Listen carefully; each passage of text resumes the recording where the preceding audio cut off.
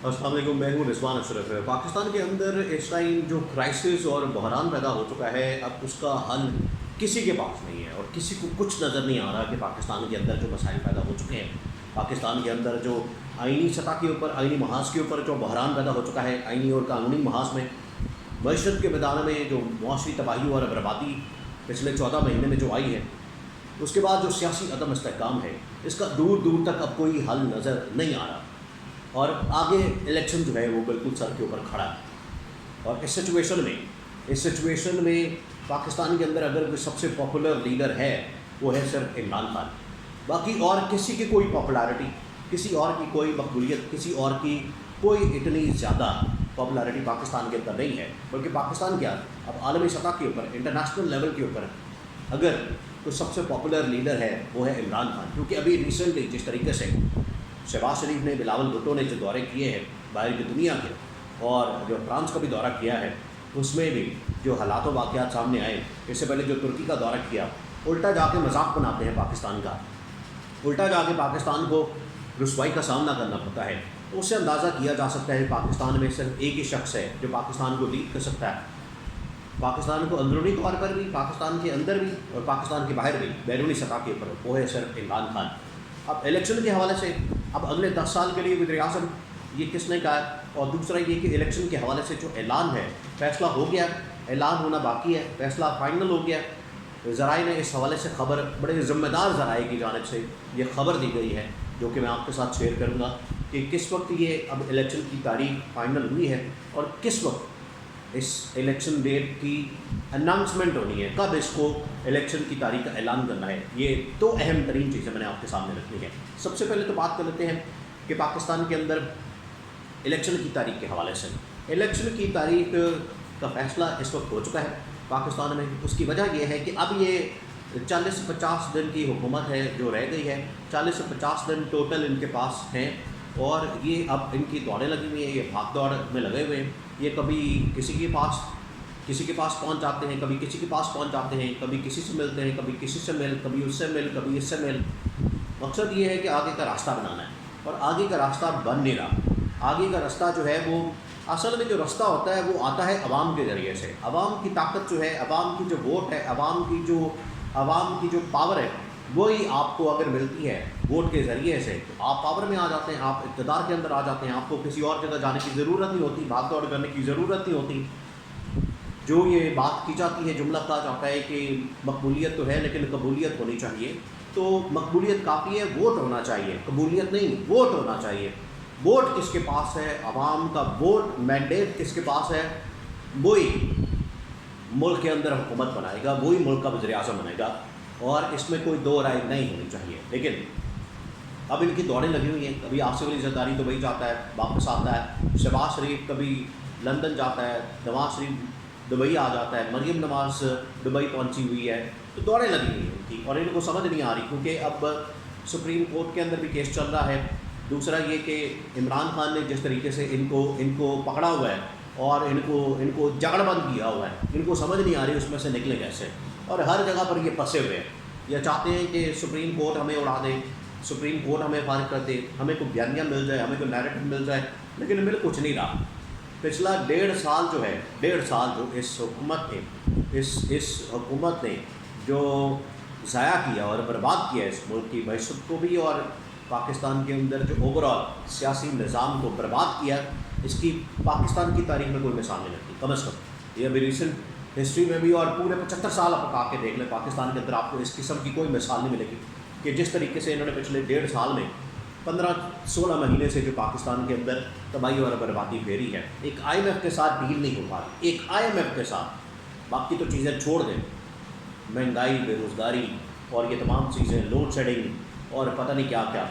एक IMF के साथ इनकी डील नहीं हो रही। ये इतने बड़े बड़े अपने आप को अरस्तु समझते हैं, सुकरात समझते हैं, अपने आप को बड़े तीसमार खान समझते हैं, एक IMF के साथ डील नहीं कर पा रहे।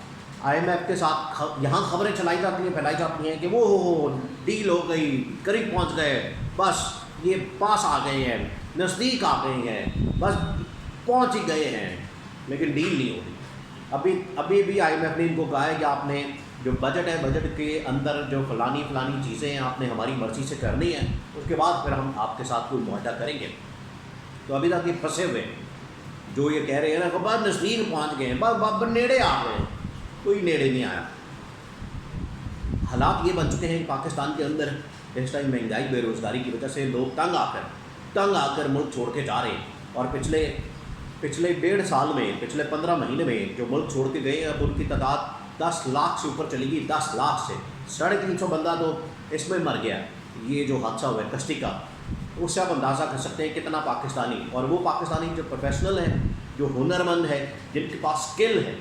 یہ تو کچھ تو لیبر کلاس ہوتی ہے، لیکن کچھ ہوتی ہے جو جن کے پاس اسکل ہوتی ہے، جن کے پاس کوئی نہ کوئی ہنر ہوتا ہے، وہ چلے جاتے ہیں، اور اس کی وجہ سے پھر مسائل پیدا ہوتے ہیں۔ جب پاکستان کے اندر اسکل نہیں ہوگی تو یہ جو اپنے آپ کو سمجھتے ہیں بہت بڑے 30 مار خان، وہ اب الیکشن کے ذریعے سے آئیں گے، اور الیکشن کی تاریخ کا باقاعدہ طور پر فیصلہ کر لیا گیا۔ فیصلہ یہ کیا گیا کہ 13 اگست جو ہے وہ لاسٹ ڈیٹ ہے اس حکومت کی، 13 اگست کو یہ ٹینیور پورا ہو جانا ہے۔ ٹینیور پورا ہونے کے بعد 60 ڈیز، 60 دنوں میں الیکشن ہونے، یعنی کہ 2 مہینے میں، اور یہ معاملہ چلا جاتا ہے 13 اگست کو اگر ہوں گے تو 13 ستمبر اور 13